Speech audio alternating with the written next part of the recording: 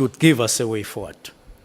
Yeah, but when you hear out of the directive, the dockets are with Sevilla. The instruction is given, all processes and all of that. The next thing, the dockets have been removed, including dockets that were ready to go to court, and then are taken to Sevilla's office. When that is brought to your attention, what did you do about it?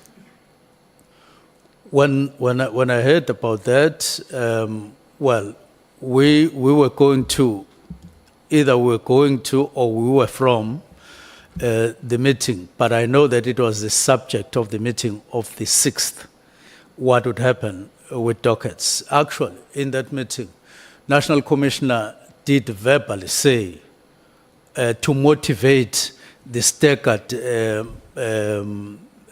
wind down of National Political Killing Stars team. In the motivation, he said he wouldn't want to see dockets disappearing in the process, and I agreed with him. And he said it's based on experience, and I agreed with him.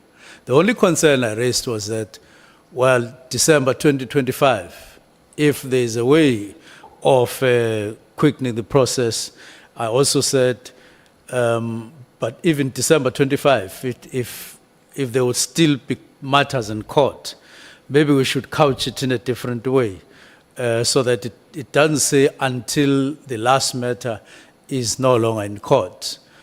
So we were debating and thinking about that matter. So that's what happened. What have you done when you hear 121, you are a minister, 121 dockets, some of them ripe for court, have been taken from the investigating people, and they are now in the hands of General Sevilla or in his office? You hear that. That should be terrifying.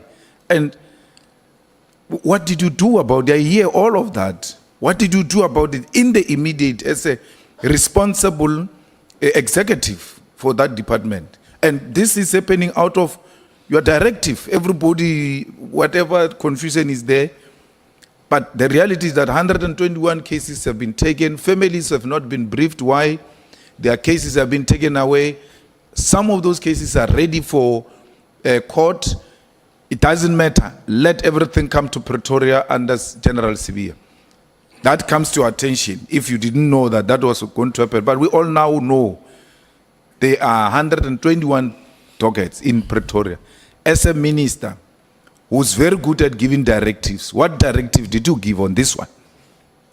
Now, the matter was actually being handled at that time by the National Commissioner, and I took the line that says that they are resolving the matter because there was no standoff. For instance, I asked General Sentumule, did you, when these dockets were handed over, was it at gunpoint? And she said, no, it was not at gunpoint. We knew what we were doing, and I took the line that says they are handling the matter. They should be able to resolve it maybe even now as I'm talking, or tomorrow, or something like that. I trusted that the matter was being handled by senior people, two divisional commissioners, and then the national commissioner, and also the deputy national commissioner. So I take it the answer is the minister did not do anything, even when this information became a public information, because you were under the impression that the national commissioner and whoever responsible were attending to the matters, because they were more of operational matters. There wasn't any other way. If you believed and trusted that they are handling it, you wouldn't call a meeting. You wouldn't give a directive because they were already handling the matter. And my trust was based on the belief that they were handling it and handling it properly. That's why I asked that question at some point. So on the 31st of December, everybody is in a jovial mood. You are at home. You are not even in any place. You are home, where everybody is happy. It's New Year's Eve. And you are troubled by the crime that is happening. You're trying to think what needs to happen and all of that. and then you come to a conclusion that the crime intelligence post must be stopped.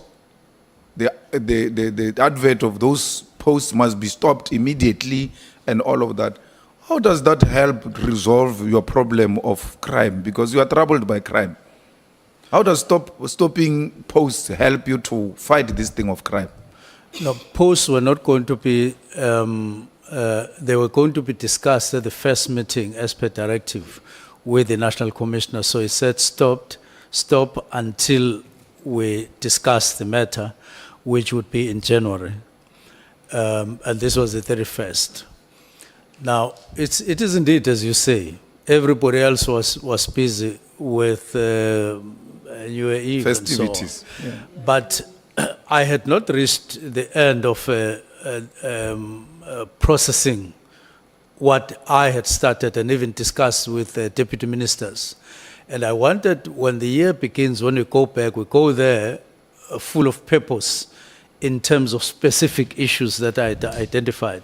Remember, I had called a meeting, National Commissioner, Deputy Commissioners, and Provincial Commissioner to say, I'm troubled, I'm being troubled, and I was honest. I was being troubled by these matters and so on, and everybody else in the country was troubled. So I was still processing up and down and so on. Why not discuss on the 28th? I was processing, I had not circled. And then I circle at home in a rural area. And then my mind focuses on one thing. We had been all over. I was deployed in Cape Town and in the Eastern Cape myself on Christmas days and all of those things. And I circled for the first time. Then this thing comes together. I start piecing things faster than I had done all the time. And the answer was, write a directive so that when the year begins, you are all in part focused on these matters because they're troubling a lot of people. And I'm honest that these matters, in my observation, are troubling a lot of people and the country as a whole. But Minister, there was nothing that was going to happen in between the 31st and